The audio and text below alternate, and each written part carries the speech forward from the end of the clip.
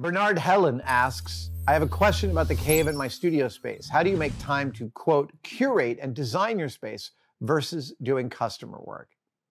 I have dreams of a wonderful space, but no time to make it so.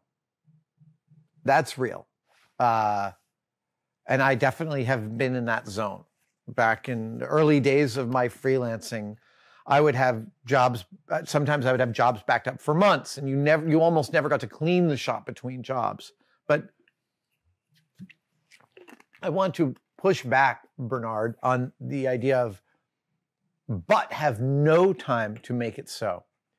Really, no time. See, I think that there's time. You might just be, okay. There was recently an article that made the rounds online about the difference between being a maker and a manager. And the most beautiful description of the dichotomy between those two states of being, and in my work, I have to oscillate between those two, is to realize that a manager wants something to do every hour. They want a schedule. They want to be filling it in. They want to know that things are happening on the schedule, etc. And a maker wants unbroken swaths of time for problem solving. And so when you say, but I have no time to make it so, I wonder if you're not thinking about the curation of your space the same way you're thinking about the artwork that you may make, the personal work that you may make, in terms of the problem solving. Because I'd like to suggest another model. I would like to suggest, one, that curating your space to be more interesting to you has an actual cost benefit to your output. It makes it a space you want to be in more. And keeping your space clean is one of the ways you keep the space being a place you want to enter. I think everyone who has a shop, and everyone who has a shop is imperfect at cleaning it up, as am I. And more so lately. I've just been going through a phase where the shop is a real shit fight. But I submit that what you desire, which is a space that has more of a design that feeds, that I submit that has a direct effect on your bottom line, and thus I think it is an important thing to prioritize. And when you say, hey, I have no time to make it so, I just want to point out that you could do it for half an hour at the beginning of every workday, just like hang a new clock on that wall or put some new shelves up over there. When you're talking about curating a space, I'm thinking about the ancillary stuff, right? The shark hanging above me, the spider head over there, the various bits and bobs here. And like, this needs a rework, but you're right, it is part of a curation of the space that makes it a space I want to work in. Just doing that, like allocating, instead of thinking, there's a point in the future I'll have an unbroken swath of time to solve the problem of my shop's aesthetic curation, you could look at it as a totally different mode of problem solving. For the next 3 months, every morning, I'm going to spend 20 minutes tackling some small part of this. And I'll figure out what it is at the end of the previous day. And I'll prep my brain so I can come in and boop, boop, boop, put something up and then get to work. You can get a lot of work done in that piecemeal way. You know how it's like you look at a messy room and you just like can't imagine it ever being clean. You look at the dishes. I mean, the dishes on my sink last night, it happens. Just as like, wow, it's going to take me hours to get through. And in the end, it was like 40 minutes. It's not that much. It's less than you think. So I'm just suggesting, Bernard, that when you look at the problem, you break it into smaller increments. Because the thing that you desire, a more designed and curated space, I think the way you describe it tells me it has a real import to you, and it's this hanging chad out there. You want to tackle it. So I say break it into tiny chunks. Let's see here. Edwin Bear says that they really loved the video I did a few years ago with Tracy Desjardins about making omelets. His question is, do I think that cooking is making? Is a kitchen a makerspace? And do I ever want to do another cooking video? One, cooking is totally making. Cooking is totally making. Even if you think my wife is a gifted cook, she is a genuinely gifted cook in the kitchen.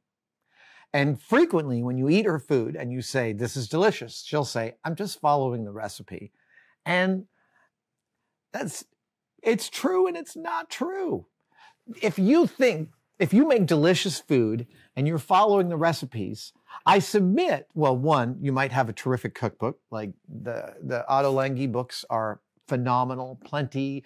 Like there are some cookbooks that are better than others. There's a restaurant in East Bay called Doña Tomas. They have a cookbook. That cookbook, man, everything you cook out of that cookbook comes out as good as it was in the restaurant. Holy cow. However, most cookbooks are not like that. Most cookbooks don't give you quite enough information, or there are some things that aren't amazing. And a gifted cook in the kitchen makes tiny modifications that they're not even really often directly aware of, throwing a little bit more salt, adding a tiny bit of acid here, knowing to pull these things out and bring them to room temperature before cooking them. Even little tiny things like my wife can't stand when celery gets cooked into that brown mush when it's in a thing. So she blanches her celery to bring the color up. That is totally like a Thomas Keller kind of move and the kind of thing that the Keller cookbooks all talk about. That being said, the Keller cookbooks are like, you want scrambled eggs? It's a 17-step process. Sorry, that's cooking absolutely is making, because my definition of making is anytime you use your point of view to make something that didn't exist. Yeah, it's just those two components. Your point of view, making something that didn't exist. And so, as a person who has cooked my whole life, my parents were avid home cooks. My wife and I are. My kids are both cooks. One is a professional, the other's semi-professional. Is that even if you think you're just following the recipe, over time, you build points of view about how that recipe gets executed, about things that make it better or worse. And right there, you are adding your creativity to the mix. The second question, is a kitchen a makerspace? 100% a kitchen is a makerspace. In fact, with many of the tools a makerspace needs, like a little torch, you've got some sieves, you've got all sorts of mixing cups, measuring instruments. Oh, I just found a new measuring instrument, which I'm going to do a show and tell video on, but everyone in my life is getting one for Christmas because it's super cool. Yeah, a kitchen is completely a makerspace because it's a space. Look, a kitchen doesn't have to be a makerspace, but really, if there's more than like 3 tools in it, that's where I go for scissors in my house. I don't know where your scissors are, but mine are in that drawer in the kitchen. Actually, there's also usually a pair in that drawer in the bathroom, but that one, they tend to wander. The kitchen one is the most reliable. And then your third question, do you ever want to do another cooking video? Yes. I loved that video that we did with Tracy. I love Tracy. And I made myself an omelet just last night with some thinly sliced green onions, some Cabot cheddar grated into the middle. Not the best melter, but I put a small enough amount in. It adds as a sort of flavor modifier. And some buffalo chipotle sauce. And then I added one other thing in there. What was it? Some fried shallots that I fried in butter because I like fried shallots.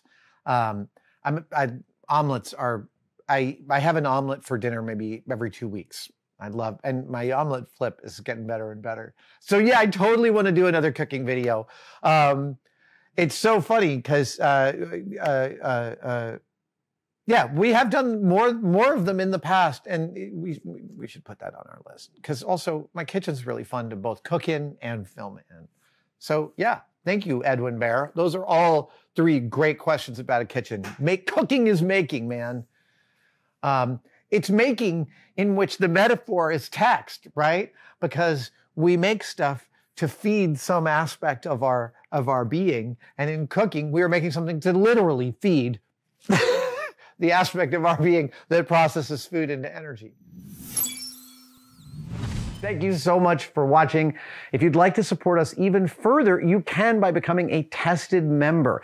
Details are, of course, below, but it includes all sorts of perks, and we're building them all the time. You get advanced word and behind-the-scenes photos of some of our projects.